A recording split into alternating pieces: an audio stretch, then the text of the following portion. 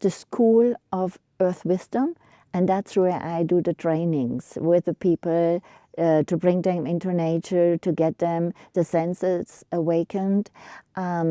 It's not so much in the Geomancy school that I teach about the wisdom. I teach how you are able to receive the wisdom. Okay, great. Because I would love to learn that, or to, get a taste of that. Like, can you describe, like, how would you start that process? How would you guide people to open up their senses more and be more perceptive of, yeah, the things we usually don't believe exist or cannot perceive? Very good question, but also it's not to answer in what way, because I have different seminars or different weekends or even sometimes a whole week, and we have different purposes. So there are people, they want to feel like what's going on underground.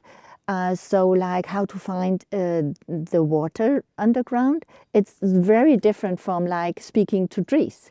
So for example, when I want to train them to feel it, I go first on a bridge, a very small bridge on water, because then you see the water and you can start to learn how does it feel to be on top of the water, because you know the water is floating under your feet.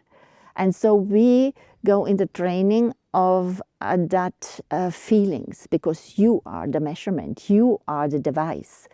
And so I I do the training on your device, and everybody's a little bit different. So when you had operations on your body, often these are very sensitive places, and then I have to see how your reaction is. If you have like how your senses react when I bring you to different situations, and then I explain you, that is now the sense of the waterline, keep that in mind. And then you probably tell me, I had that more often already. And I say, yeah, that is when you feel the Right. water. So Because you don't know what it is. Yeah, I yeah. bring you the awareness that you learn about the reaction of your body again, because the reaction is there, but you don't know what do you feel and that sense. And so I do slowly getting more and more deepen in that way when you want to have that training, or when you go in communication with the tree, then we first learn about the tree, how the tree has his own field, like not every tree wants to talk to you, or to be, to be respectful, to see, to learn first how to approach. Just like every human. Yes, Yeah. not every Not every human human either. Yeah. wants to get a hug, directly. If you don't know them and you come to them and say, I love you so much, I hug you, say, oh, I don't know. I don't know if I love you.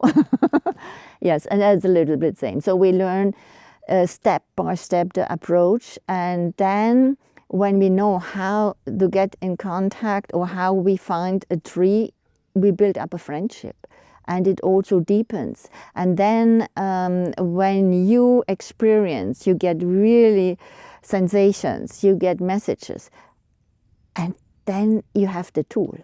And then you try to get all the wisdom, it's flowing through. That's why this school called Earth Wisdom, because the wisdom is there, and I want to teach the access to that.